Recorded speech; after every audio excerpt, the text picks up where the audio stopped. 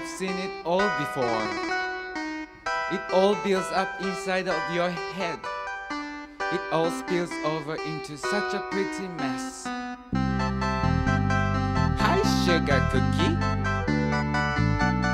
Sugar cookie, cookie. Hi, sugar cookie. Sugar cookie, cookie. Welcome to this episode of Junk Food on the Road, the making tea version. We're making tea and snacks. Making tea and snacks. I'm making actually a famous snack. We're going to give this quick recipe. This is a quick bonus. One of my favorite snacks is something I call election mix. It came up, I think, during one of the Canadian elections. I think it might have been during the first Obama election in the States. That's possible. So the idea of election mix is just because this is what I happen to be eating during that election. So now I just call it election mix. And we have variations on it, but the original recipe is peanuts and chocolate chips. Yeah. It's very simple. Yeah. Something salty, something sweet. But that's not what this episode's about. No. So I'm making it, but I will be making some potentially while we're recording this episode. And I'm making a pot of tea. We're in the kitchen, so it might sound a little more echoey than usual. You expect a kettle whistle at some point. That'll be awesome. It's our first time with this new kettle. Yeah. Okay, so today's episode of Junk Food on the Road, we are talking about Kenya and Tanzania. And that's because we just got back from a trip there. So that's what, 2/5 of the East African states grouping.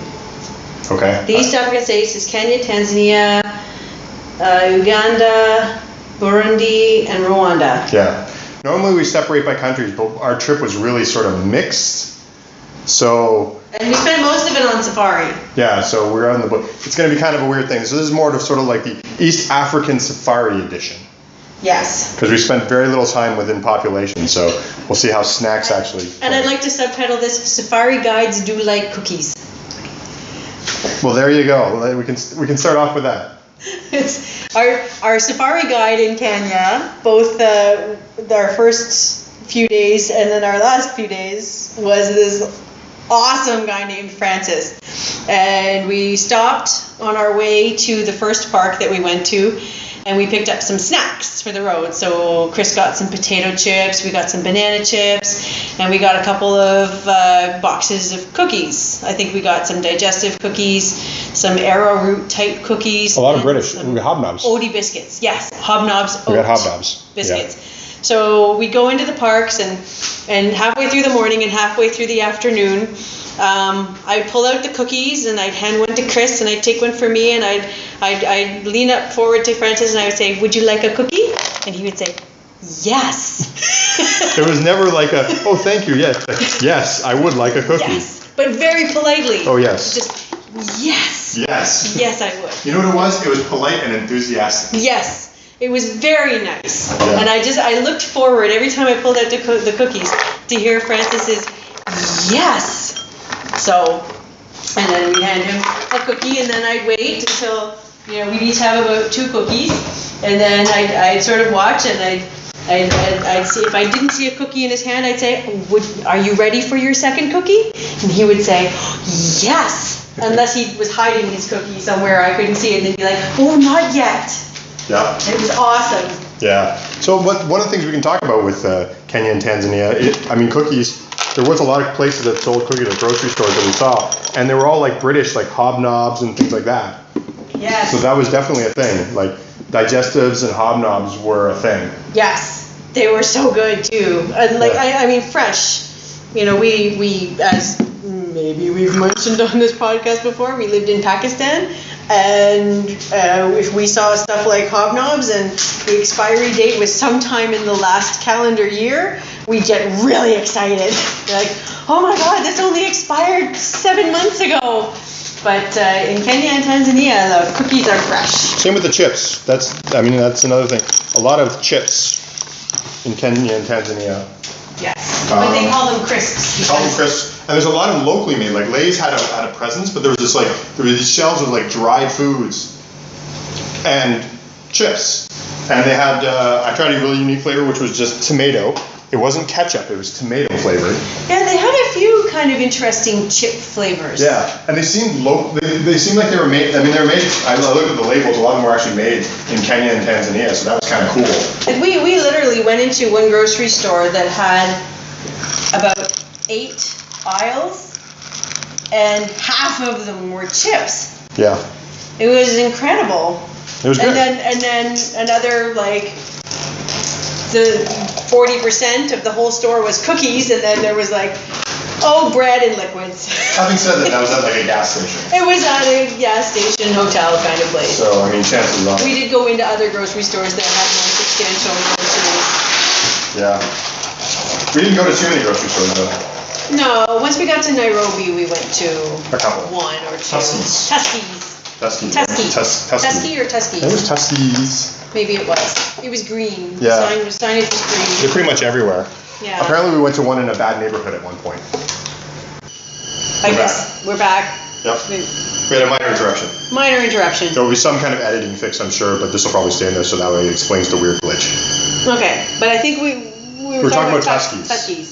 Tuskies, the grocery store, which had, lots of awesome food.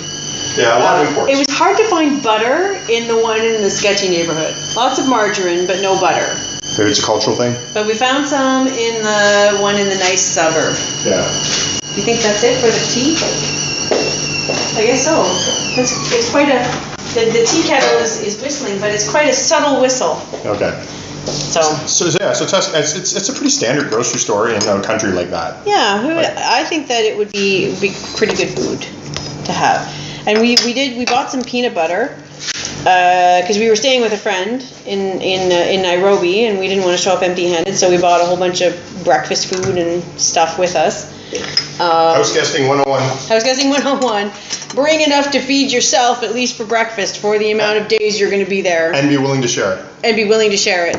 Absolutely. They had yogurt in little sort of milk carton type packages. Yeah. How was it? Including the little plastic caps on the milk carton, so you had to pour your yogurt out. And the yogurt was actually not super runny. It was like sort of standard. Was it difficult to pour? You had to kind of squeeze it and let it gloop. It sounds so satisfying. It's pretty good, but like when you get to the end of it, it's kind of frustrating because like there's all this like sort of lovely yogurt stuck to the sides, and you can't get it out. I just had a discussion about Nutella and stuff stuck to the sides. So. Yeah. So let's talk about again, very little of our time was spent in grocery stores or in cities. Most of our time was spent out in the bush on safari. Yeah. Where as we said before, we brought cookies and we brought chips, so we kind of had stuff. We had some nuts, I think, with us too. Yeah. We had a few things. Nuts, chips, cookies. Bottled water. Bananas a couple of times. Do we have bananas? Yeah. Once maybe. We had banana chips at least once too. Yeah, we had banana chips for sure. Water. We always had extra water. Always lots of water. But then, as far as actual meals. On safari camps. So we're talking safari camps. The levels we stayed at, we did not stay in too many hotels. It was only a couple times we stayed at hotels, and we stayed in everything from places that had toilets and showers to there was a couple of nights where our toilet was a box. It was a plastic box. It was a commode. It was a commode, and our shower was they heated up some water somehow and poured it into a bag that was above our shower. That dribbled onto you. So. And you stood on a wooden platform above holes in the bottom of the tent, the bathroom portion of your tent. Yeah. And that's where all the bugs crawled in at night. Well, the bugs were getting in everywhere. Yeah, bugs were everywhere. And we stayed in places that, we're talking tents. That was in the middle of a safari park. Yeah, so that's... And most safari tents are built on some kind of raised platform, be it concrete or wood. But these were just pitched right on the ground. Yeah, but that was the lowest we stayed at. Yeah, but it was lovely. It was lovely. It was nice. But it was definitely, you're talking electricity for 3 hours, no fences, so we had hyenas and all kinds of animals coming into our grounds. But food-wise... The hyena that almost ate us. Yes, we were almost food several times. But food-wise, the most common thing that we got was a beef stew with tomato. Oh my God. By the time we got to the end of it, I was at the point where it's like, if I see beef stew one more time, I'm going to scream. And that's amazing for Allison, because she loves beef. And I love stew. The one thing about this beef, I would say, it was tough beef, I barely ate any of it. Yeah, it was really tough. And generally what I found, I don't know if this is always the case, but what I found is lunchtime was some kind of spaghetti with it. With beef stew. And dinner was rice with beef stew. I agree.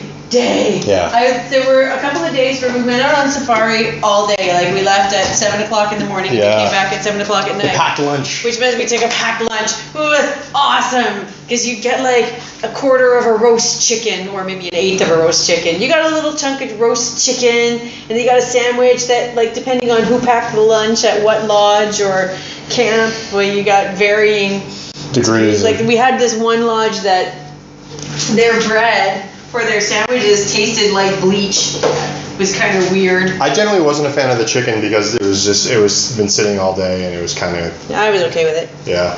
Allison often got 2 pieces of chicken. Yeah. So. And then you get like an apple. A bag of chips. A banana. Maybe a banana. Yeah. A little juice box of something. Yeah. Something interesting too. Like we got papaya juice once and. Yeah, the juice was always kind of fascinating. Yeah. So that's pretty much safari living. We also stayed at a lodge once that had a buffet that was pretty good. That was the Rhino. Okay, the Rhino Lodge in Tanzania in the Ngorongoro crater area. The Ngorongoro conservation area, sort of on the side of the slope that goes up to the Ngorongoro crater. Best lodge in like the world. Yeah, and the buffet is great. The chef was cool. It was a great time. The atmosphere. It looked like as you drove in, it kind of looked like a cheap roadside motel, but then like you go inside the rooms and they're beautiful and there's hot water 24 hours a day, and they build a little fire for you at night so you don't get too cold, and your little wood stove, and their dining areas in this like big great hall with a giant fireplace in the middle with Wi-Fi. That didn't really work very well, but you know, it's the thought that counts. It was really awesome, and not fenced in, so there's the possibility of seeing like lions and elephants from your like porch. That's pretty awesome. Yeah, and the bed was comfortable, and staff was amazing. I could have stayed there for like a week. Yeah, it was amazing. Yeah, but I mean, in general, I mean, safaring you're pretty minimal. I guess. You know, I mean, that's about it food-wise. There really wasn't much variety in food. And we went mid-range too. Yeah. You know, you could go higher up. Yeah, if you went like on a more sort of expensive kind of safari. Tea's ready. Yep, tea's ready. Then, you know, but we chose the sort of I think we spent like for 11 days we spent like $200 more than the barest budget. Yeah. So it's like, well, wow, we get to spend $200 and go mid-range? Okay. Okay, so because again, not much variety, let's give a couple of, just to pad this a little bit at the end. Okay. Well, I want to talk about the peanut butter. Okay, yeah, we'll talk about the peanut butter. Okay, so our friend had some peanut butter that was made from freshly roasted peanuts that some lady in a like fresh market stall just roasts the peanuts in the morning. It was in a slum. Was it a slum? It was in a slum. Okay. Yeah, so he visited a slum and got this like freshly roasted peanut butter. So it was probably some of the most flavorful peanut butter I've ever had. Yeah. And he actually got 2 jars so that he could give one to us and take home, which was really super sweet of him. Yes. And he also had some, so that was what he got in a slum in Nairobi, but his peanut butter that he had on the go at the time was sort of a similar jar of peanut butter from South Sudan, so that was even kind of cooler, just because, you know, South Sudan is a place where people don't really go as tourists these days. And not known for its peanut butter, but I would actually recommend South Sudanese peanut butter. Absolutely. It was delicious. Yeah. Like you had this sort of like roasted sort of umami flavor in the peanut butter. It was amazing. I think it's almost all gone here. So I was just going to say, we can cap this off real quick. Somebody going on safari for the first time, you know, you're obviously listening to this, you're into snacking and food and stuff like that. What would you say, like, beforehand, think about this, snack-wise? Okay, stop at a grocery store. Yeah, stop at a grocery store and take snacks on safari. Even if you're on a full, everything sort of covered thing, ask your driver to stop at a grocery store so you can have a few sort of munchy things that you like. Mm-hmm. Cookies, chips, you know, sort of fun little things. And water, because they basically calculate less than a liter of water per person per day when they give you water on the safaris. And the standard for at least the North American body is 2 liters of water a day. And you're in a hot place generally. Yeah. So yeah, pick up some water, stop at a grocery store, get some snacks, And if you have all inclusive at the lodges and the camps and stuff, not even water is included in that. If you want anything to drink at all at the hotels and camps, you have to buy it. Yeah, so at a premium. Keep that in mind. Again, a good thing having a bottle of water with you can make that. And if you want to, if you enjoy your soda, pick up a few sodas, pick up like a 6-pack of soda, and take that with you too. But don't expect to be able to refrigerate it. Yeah. Well, of course, that's you expect that if you're in the middle of the jungle or whatever, the middle of the savannah. But I mean, snacking is definitely a good thing. Don't expect much variety because a lot of times these places are very minimal. You're gonna have beef stew. And you'll be getting up every morning and eating sausages at 3 in the morning or 3 or 4 in the morning. Not that early. Like 5. Sausages? We had sausages quite a few times. I guess we had sausages. Yeah, that was a running joke because of the sausage tree. Yeah, that's right. So yeah, I mean, expect minimal food unless you're staying at a super schmancy place. It's not very imaginative, except at the Rhino Lodge. So the Rhino Lodge is the exception to everything. I imagine there's probably some expensive lodges that have some pretty heavy. Oh yeah, but I'm talking about our safari. Yeah, in our safari. So expect minimal. Bring snacks or stop at a store and pick up snacks. And that should be some of your gear to pick up before. With your insect repellent and everything like that. And have a good time and try not to be the junk food of some other animal. That's a good tip. Yeah, because we almost got eaten a few times. Yeah. We almost got eaten by a leopard. We almost got eaten by a lion, and we almost got eaten by a hyena. Yeah. So I think that's the best tip of all. Is, as far as junk food goes, don't do what Chris and Allison did. Don't be someone else's junk food. Don't be someone else's junk food or snack. I think we can wrap it up now. Oh wait, carnivore. Oh my goodness, we shouldn't wrap it. It was one of our last. In Nairobi, there's a restaurant called Carnivore, and it's sort of famous. It used to be really well known because it used to have all kinds of game meats and everything like that. But apparently now in Kenya, that's illegal. Yeah. So it's all farmed meats. It's all farmed meats, but basically it's a place where they sit down and it's like a Brazilian barbecue, but it's with all kinds of crazy meats. They did have ostrich and crocodile because they farmed those. Just farmed those. And the crocodile actually was the surprise hit. Oh, it was amazing. It was so good. Yeah. I could have just eaten that all night. They had 2 types of ostrich. They had ostrich balls, meatballs. And then they had roast ostrich. Yeah. So that was kind of interesting. I had the meatballs. I don't know if I had the roast ostrich. Oh, and they had nads. I had, or we both sampled testicles. I had a little piece of your testicle. Buffalo testicles? Yeah. Full testicles? No, it was. I can't remember what kind of testicles they were. I think they were. Like cow. Like cow. So yeah, so we tried testicles, and they just called they were ox balls. They were ox balls. So we had ox balls, and I didn't mind them. I thought they were disgusting. I thought they just kind of tasted like they had sausages, the consistency like cheap of sausages. Like really, really processed meat. Processed liver. Like maybe. And they sort of tasted a little bit like liver to me. I thought it sort of had the consistency of a hot dog without the skin. No, I thought that they were a lot softer than that. They were kind of spongy soft, like Folly a Party. I thought it tasted okay, but it wasn't like I would go, I'm going to order these from now on. It was more like, it was okay. But we got some very good advice about how to eat at Carnivore because it is an all-you-can-eat experience.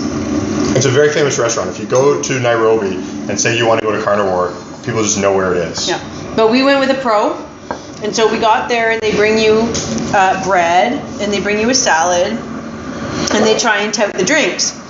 And she kept saying, don't drink anything. Do not drink anything. Because what they want you to do is they want you to fill up with drinks so that you don't eat as much meat.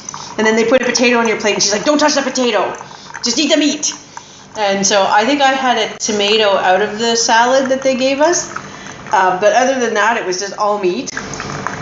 And then at the end, when we were all stuffed, she's like, see, now, you were thirsty when you were eating. But if you had drank while you were eating, you wouldn't have been able to eat as much of the meat.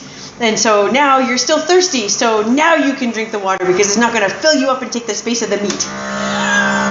And so then we got a big bottle of water and quenched our thirst after all the eating. And it's like we were not allowed to touch the potatoes or the tomatoes or the salad or the bread. It was just like, just eat the meat and no drinks for you until you're done with the meat. But the meat is good there. But it worked. Yeah. It worked. She was dead on. There you go. Tip of the day. If you go Yeah. to carnivore, just eat the meat. Yeah, don't get a drink until the very end. I mean, unless you're really thirsty. After you put your bag down, your Yeah. flag down. Your flag, yeah. There's this whole. They give you a flag and you put it down when you don't want any meat because they just come by and just have big skewers of meat and just cut it off and throw it on your plate. Yeah. So. Yeah, but it was really good. That was good. Definitely, if you get the chance, go to carnivore. It's world famous apparently. And it isn't like horribly expensive. No, there was a lot of really fat cats around though. Yeah, there were. So the local cat population, your carnivore eats well. Mm-hmm. But I think that's good. Yeah. I think we're good. So thanks for listening to another episode of Junk Food on the Road, where we were talking about our latest adventures in Africa. As always, you can follow us on Twitter at Candy Critic, or go to candycritic.org and find all our other social media there. You can also go to candycritic.org/junkfood and find old episodes of this and our other podcasts and our show, Chris, Why Would You Eat That?, which we have a new episode coming up soon, which is really cool. And I think that's it. So thanks for listening. See you next time. I've seen it all before. It all builds up inside of your head. It all spills over into such a pretty mess. Hi, sugar cookie. Sugar cookie, cookie. Hi, sugar cookie. Sugar cookie, cookie. Two small girls in a house made of sticks. Jello on the table. Peekaboo, I love you. You make the sunshine. At the picnic,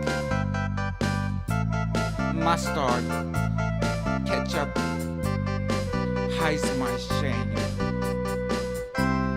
Feathers, fluffy, fantastic. Yummy, yummy, yummy. Hi, sugar cookie. Sugar cookie, cookie. Hi, sugar cookie. Sugar cookie, cookie. Every day, every night. Happy fills my heart. The well flows over the fountain. You're gonna love it. Lucky, not shy. Bob haircut on top. Bubble snowflakes on the Surrey River. Peppy, flower soda pop. Just a minute, young lady. Shiver, splinter, sparkle. Go for it, Eddie. Hi, sugar cookie. Sugar cookie, cookie. Hi, sugar cookie. Sugar cookie, cookie. Hi, sugar cookie. Sugar cookie, cookie. Hi, sugar cookie. Sugar cookie, cookie. What? I just keep saying sugar cookie? No, do some scat. Jesus Christ. For God's sake. Ay, yay, yay. Ay, yay, ya pui pa pa pa le i. Pi pa le pi, pi le pi, pi pi. Le pa, pi pe, pa le pe, pom pom pom. Shan chiki kon, chiki pam pam, piao piao, pow pow. No, no, boy, boy, boy, boy, boy, boy, boy, boy, pow. Sugar cookie, what papa, sugar cookie, oh, sugar cookie, oh, oh, for pepe, dum, sugar, gong. That's all you get. Apple pepe for my la, apple pepe for my la. Shibby the ball, do bed, do bed, booby boo, shoo, ga, cookie.